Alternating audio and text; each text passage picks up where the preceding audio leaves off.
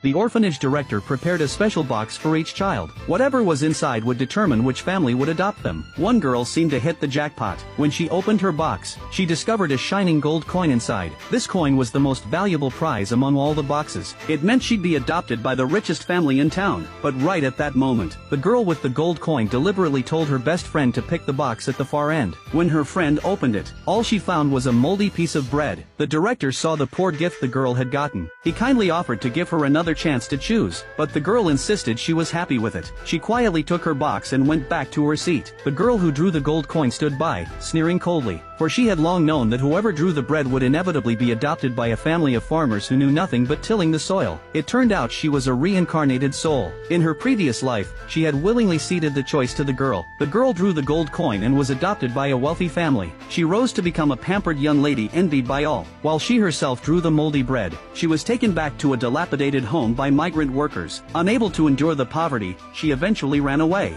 Consumed by jealousy and anguish, she personally killed the girl at her birthday party. She herself was shot dead on the spot. But what no one could have imagined was that both of them reincarnated back to the moment they chose the boxes. When it was the girl's turn to choose a box, the scheming girl jumped ahead and grabbed the one with gold coins. Seeing how desperately she wanted to join a wealthy family, the girl simply let her have the opportunity. But while the girl was still deciding which box to pick, the scheming girl shoved the bread box into her hands. What the scheming girl never imagined was that the family with the bread was actually richer than the one with gold coins. They had deliberately dressed down to look poor, testing their future adopted daughter. They believed living modestly before their daughter came of age would help build genuine family bonds. But the scheming girl assumed they were really broke. The orphanage director soon brought the children to meet their new parents. The scheming girl immediately spotted the wealthy couple. She rushed over to greet her new parents enthusiastically. The director introduced the girl's background to the wealthy couple. The rich wife seemed very pleased with the scheming girl. Meanwhile, the girl cautiously approached the working-class couple. The scheming girl immediately mocked the couple's plain clothes, but the girl said she was happy to go home with them. Seeing how sweet the girl was, the working-class couple broke into huge smiles. To keep up their cover, they even had their two sons change into worn-out clothes, and showed up in a beat-up pickup truck to take the girl home. The scheming girl sneered that they couldn't even afford a decent car, said they'd be stuck farming for the rest of their lives. The girl immediately fired back, saying just because they couldn't afford it now didn't mean they never would. As long as the family was happy together, she'd be content, because the girl was also a time traveler. In her past life, she'd been adopted by a wealthy family, but was bullied by them every single day, and eventually became a pawn in the family's business deals. That's why she deliberately gave the scheming girl the chance to choose the gold coin box. Now she just wanted a simple, peaceful life. Just then, the scheming girl's cousin was yelling at her to get in the car. His words were nothing but insults, even making her run through the rain to the vehicle. When the scheming girl looked back at the girl,